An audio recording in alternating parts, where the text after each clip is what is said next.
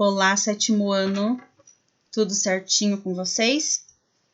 Então, assim, como prometido, a prof vai fazer a correção, tá? De todas as atividades que ficaram para trás, certo?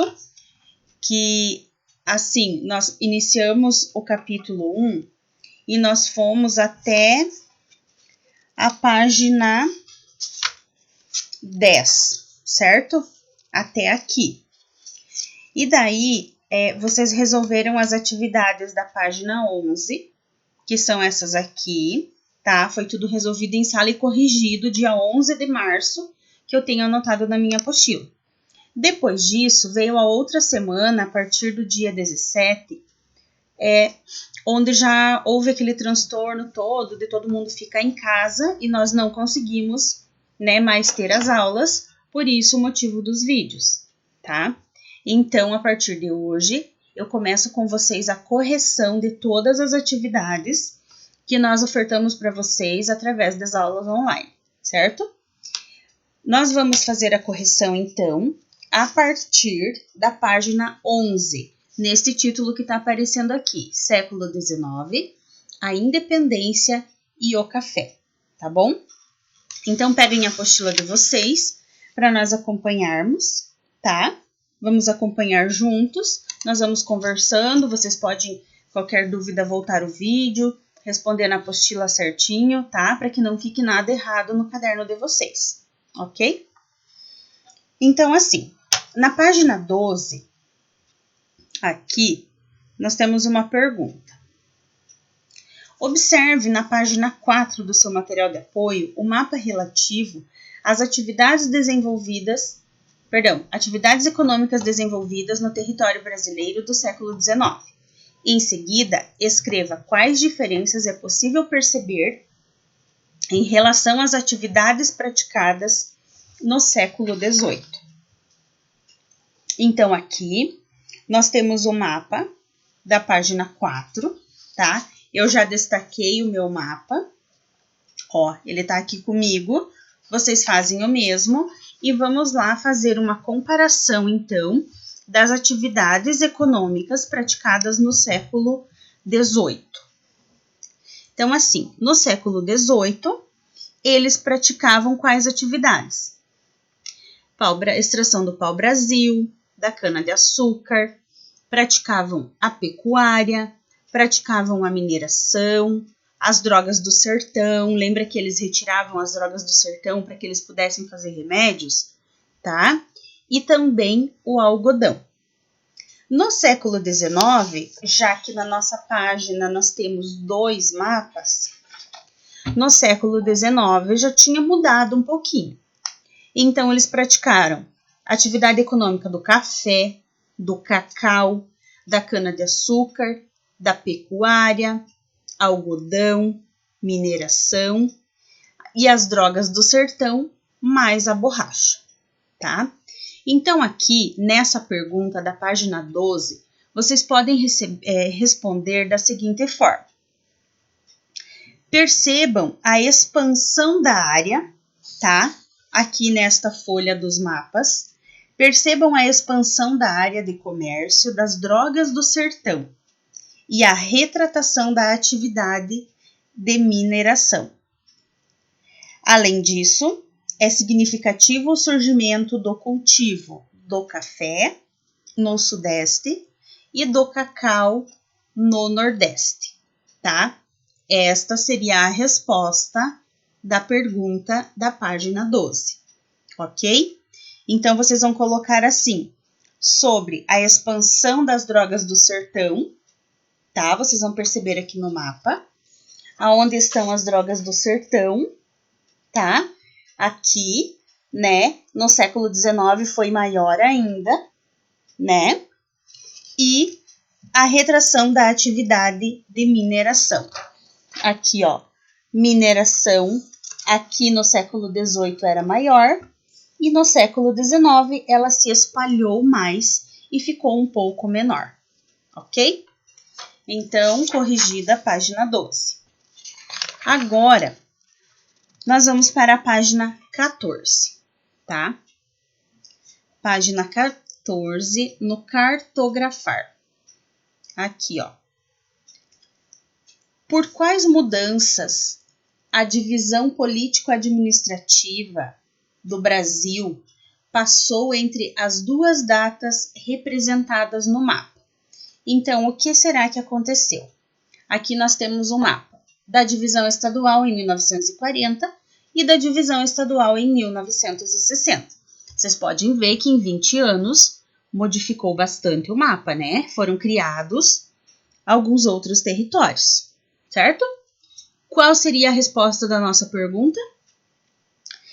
A resposta: pela criação de 4 territórios, tá?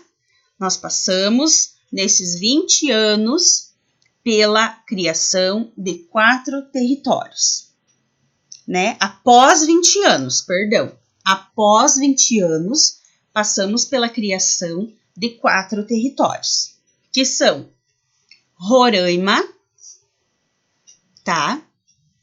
Roraima, Amapá, aqui, ó, território do Amapá, território do Rio Branco, Rondônia. Cadê Rondônia? Aqui. E Fernando de Noronha, tá? Então, e a transferência, além disso, da capital, né, do Distrito Federal para Brasília. Então, assim, como que é?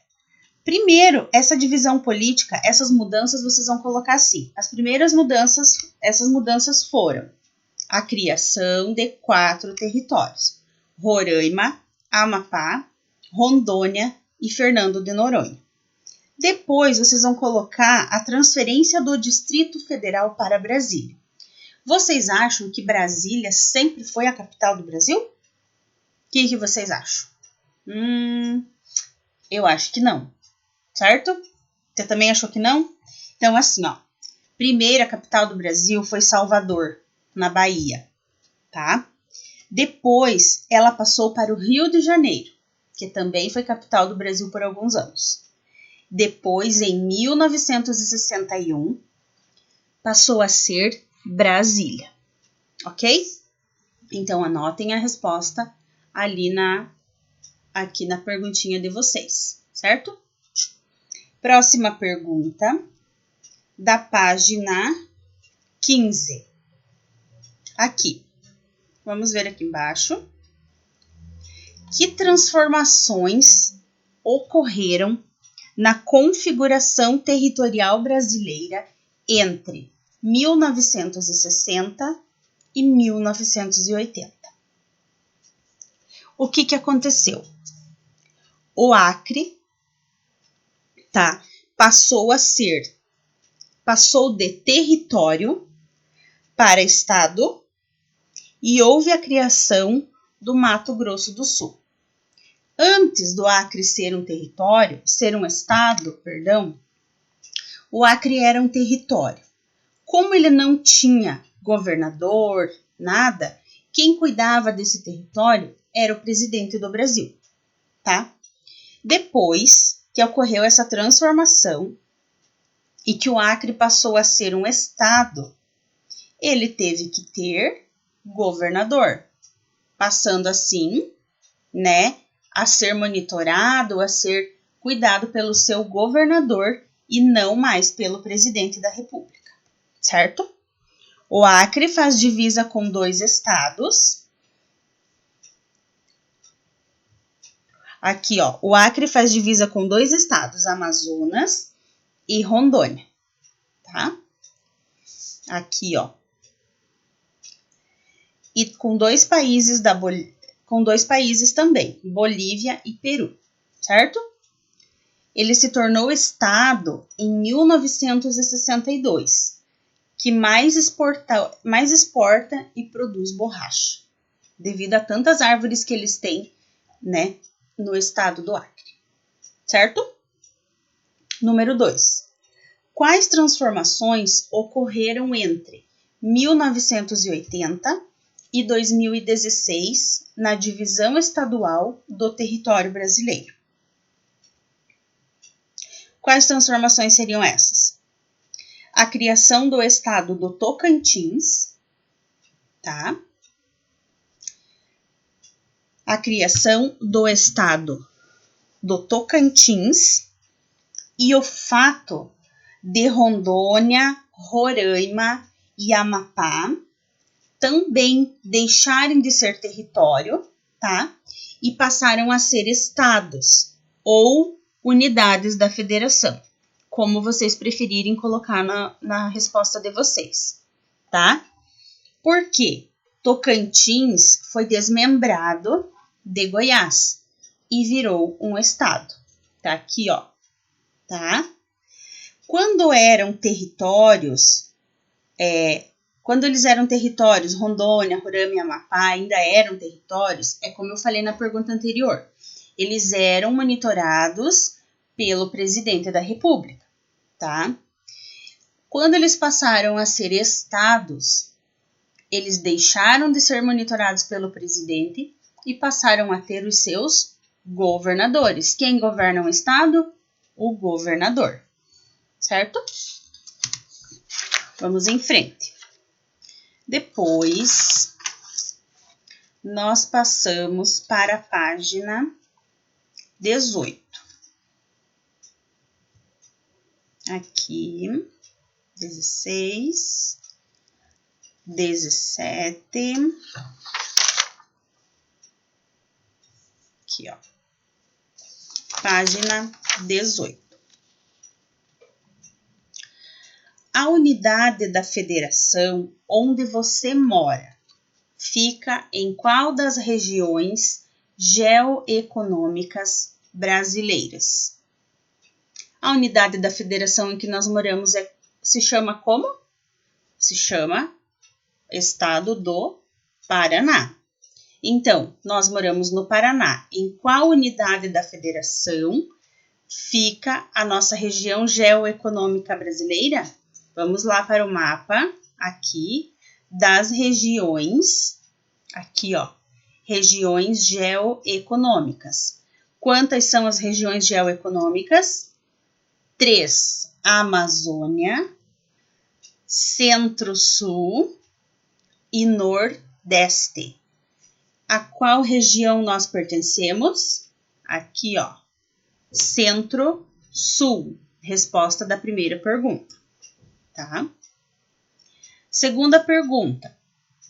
E considerando a regionalização do IBGE, em qual região fica a sua unidade federativa? Em qual região fica a sua unidade federativa?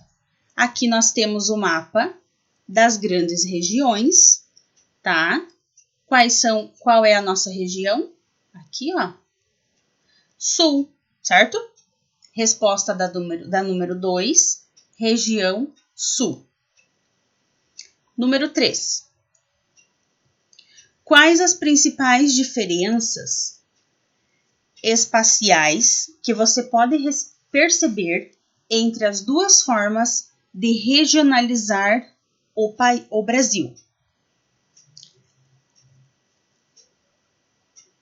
Nós temos que, nesta pergunta, apontar a quantidade de regiões, tá? No caso, voltando para o mapa da página 17, quantas regiões são?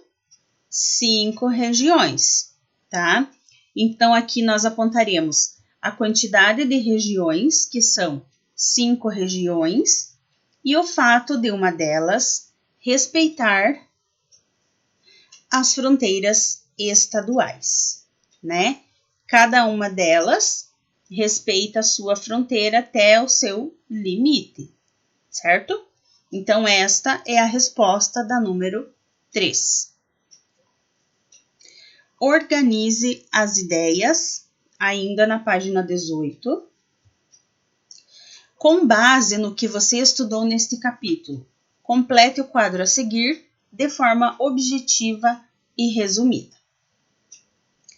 Qual foi a maneira como foi organizada a ocupação inicial da colônia? Vocês lembram? Vocês recordam dessa matéria?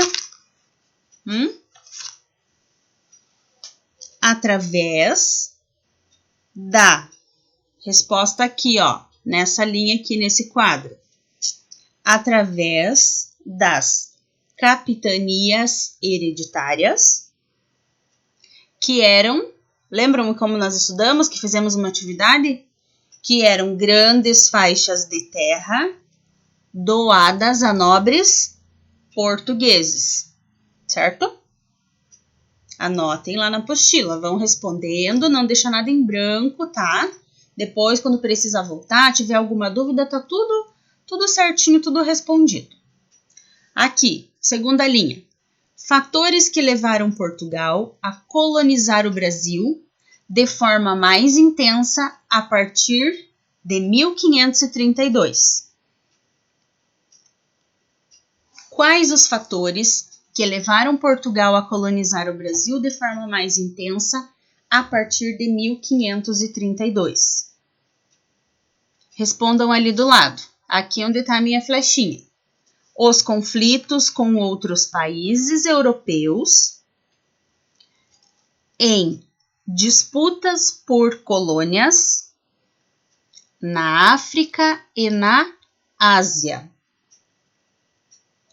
além da necessidade de proteger a colônia de possíveis invasores.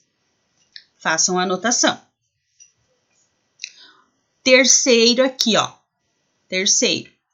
Primeira atividade econômica desenvolvida pelos colonizadores em território brasileiro.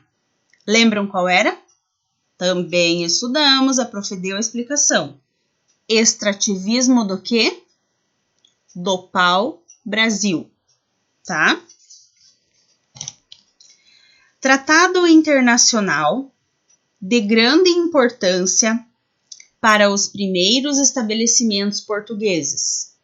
Qual seria a nossa resposta? Lembram os tratados que nós estudamos em sala ainda? Eu fiz um vídeo de revisão, né, o primeiro vídeo, mas assim, nós ainda tínhamos estudado em sala. Então, o primeiro tratado foi o Tratado de Tordesilhas, de 1494. Aqui. Tratado internacional de grande importância para consolidar a ocupação do interior do território pelos portugueses. Estudamos o Tratado de Tordesilhas e qual outro? O Tratado de Madrid, certo? De 1750. Aqui, Tratado de Madrid. Hora do estudo. Ainda na página 18. Marque V para as afirmativas verdadeiras e F para as alternativas falsas. Vamos lá. Letra A. O estabelecimento das fronteiras entre os países muitas vezes ocorre de forma conflituosa por meio de guerras. Vocês acham que esta alternativa é verdadeira ou é falsa? É verdadeira, porque geralmente, sempre, quase sempre, ocorre um conflito, ocorre uma briga entre os países, tá? Até que essas fronteiras sejam estabelecidas. Então, a letra A é verdadeira. Letra B. As últimas fronteiras internacionais do Brasil foram definidas em 1945, durante a Segunda Guerra Mundial. O que vocês acham? Verdadeira ou falsa? Falsa, tá? Coloca ali o F de falsa. Letra C. A assinatura do Tratado de Madrid pode ser considerada a última alteração internacional nas fronteiras brasileiras? O que vocês acham?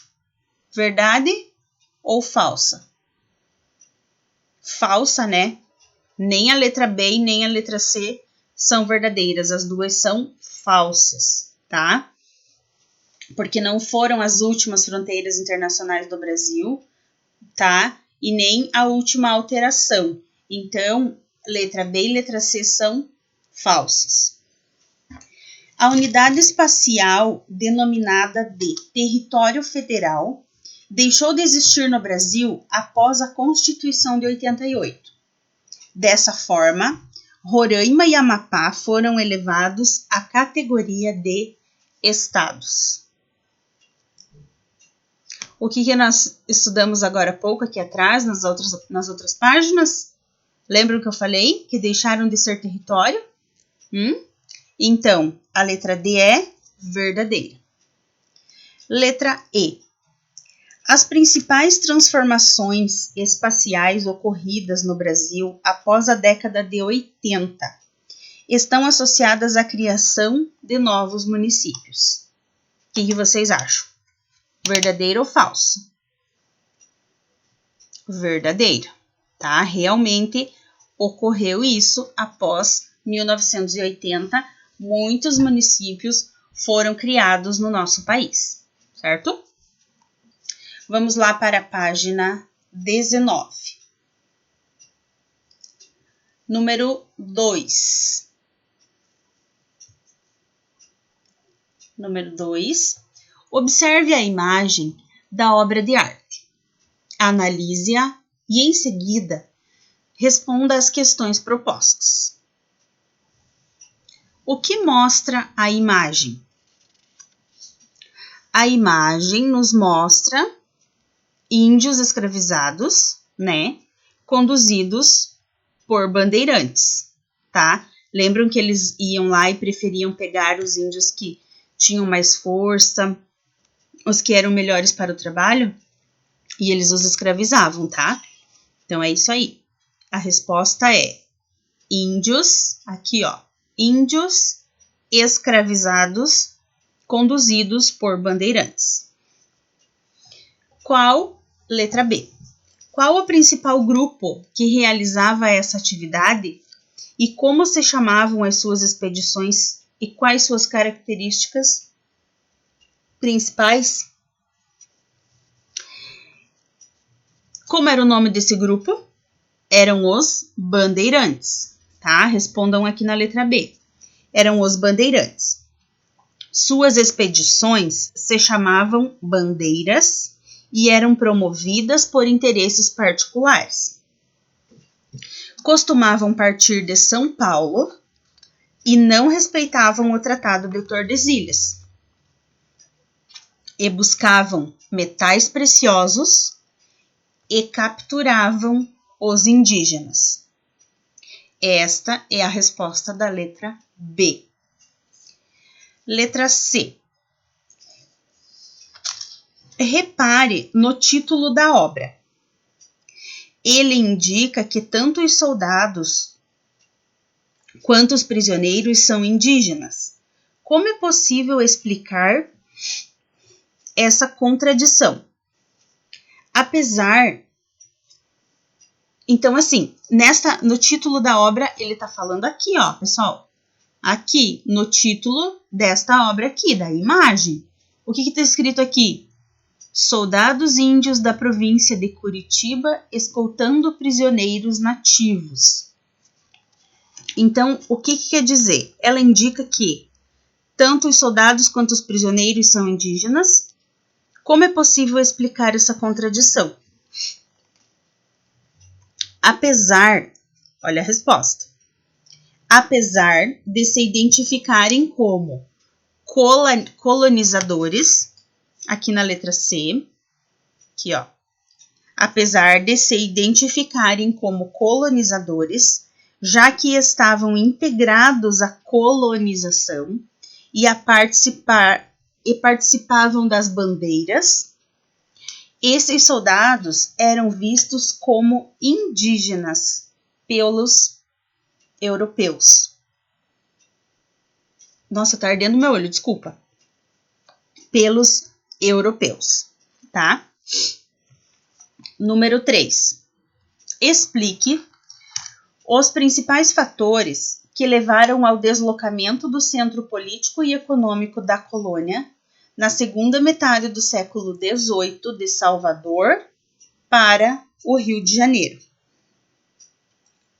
Por que aconteceu essa mudança? Porque, em razão da descoberta de ouro e outras matérias-primas no interior, a região das Minas ganhou importância, enquanto a relevância econômica da cana-de-açúcar só diminuía. Assim, a capital foi transferida de Salvador para o Rio de Janeiro. Por quê? Porque, faz parte da resposta ainda, porque o Rio de Janeiro ficava mais próximo das minas, tá? Vão conferindo na apostila as respostas de vocês. Número 4. Leia o trecho a seguir e depois responda as questões. A fixação de fronteiras é sempre um problema-chave para a política exterior de qualquer país. Rússia, China e Índia, que são como o Brasil, países de escala continental, têm até hoje dificuldades a respeito e, por conta disso, guerrearam e foram guerreados no correr de sua história. Letra A. Qual a importante contribuição do Barão do Rio Branco para que o Brasil fosse hoje uma exceção em relação às fortes tensões internacionais em áreas de fronteira, se comparado com os outros 3 países mencionados? Lembram do Barão do Rio Branco que nós comentamos? Que a prof comentou na aula? Eu acho que já foi na aula de vídeo que eu falei dele, que ele foi uma pessoa muito importante, porque ele acabava ajudando os países a não decretar guerra contra o vizinho, né? País vizinho. Então, assim, ó, a resposta da letra A.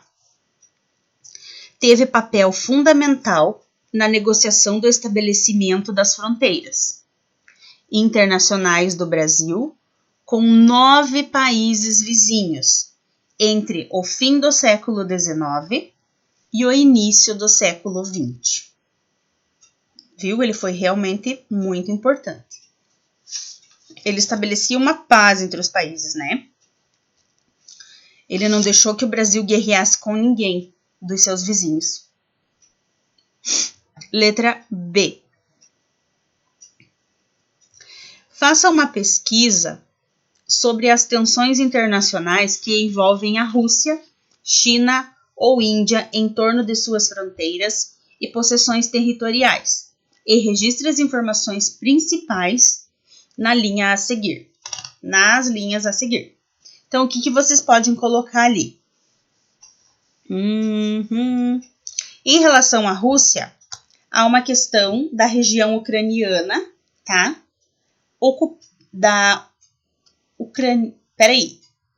Em relação à Rússia, há a questão da região ucraniana da Crimeia, ocupada desde 2014, assim como a questão da Chechênia, podendo-se citar ainda, vocês podem colocar o envolvimento da Rússia, tá, nos conflitos da Síria e o combate a grupos terroristas. Aqui é uma resposta um pouco maior, ainda tem mais algumas coisas que eu vou falar para vocês. Continuando a resposta.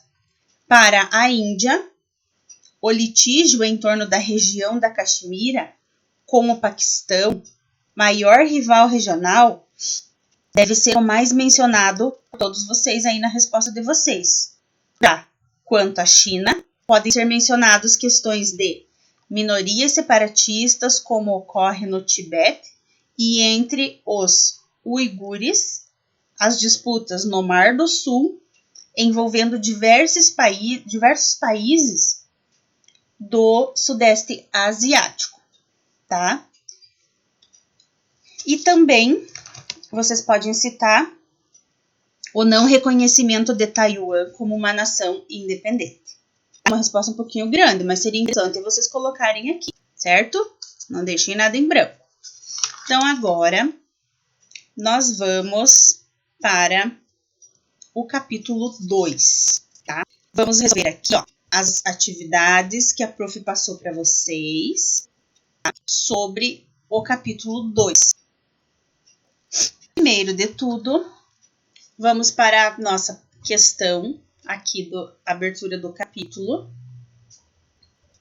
Eu vou deixar na imagem para eu ler a pergunta aqui na minha apostila, tá? Para que vocês fiquem reparando nessa imagem aqui.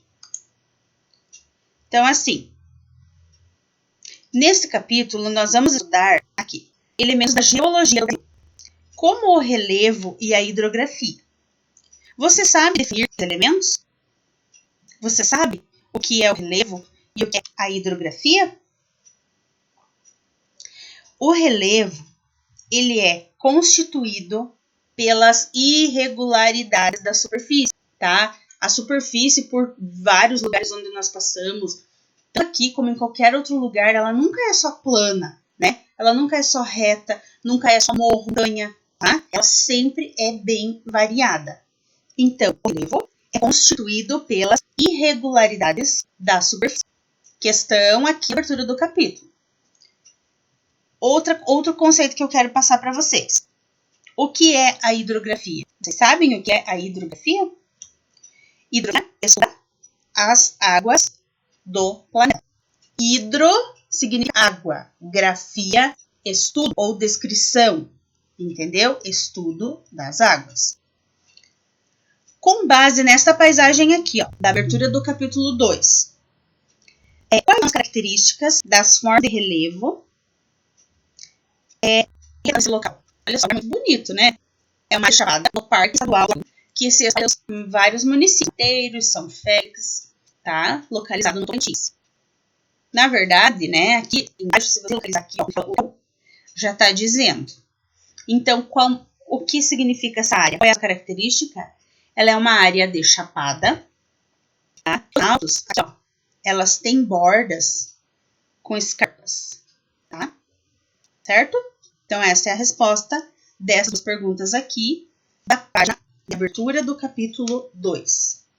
Vamos lá para mais uma atividade do capítulo 2. Então, aqui, vamos para a página 25, tá? Tem uma atividade. Aqui, página 25, deixa eu chegar lá. Vamos lá. Vou passar aqui. Página 25. Vamos procurando aí na apostila de vocês. Vocês responderam aonde? Na apostila, no caderno? Como que vocês estão fazendo? Façam de uma forma organizada, né? Que consigam se achar depois, tá? Porque depois, se precisar de alguma anotação, de alguma coisa que vocês estão fazendo agora, né? Vocês têm que saber onde que tá. Então, aqui, tô chegando, meu Deus. Tô chegando na página 25. Preço do minério de ferro. Né, eles estão medindo os ferros. Então, aqui, ó. É para ser aqui onde tá essa coisa branca.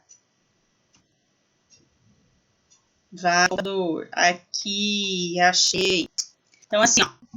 Aqui é essa atividade que eu queria achar para vocês. Como dizer, no mapa Brasil, estrutura geológica, da página 22. Tá? Responda às questões propostas. Qual tipo de estrutura geológica é no Brasil? Qual tipo de estrutura geológica é predominante no Brasil? Esse mapa aqui, ó, na página 22, ó, tá? Espero que vocês estejam vendo certinho. Voltem lá na página 22 e ali nós podemos verificar que a estrutura geológica predominante são as bacias sedimentares.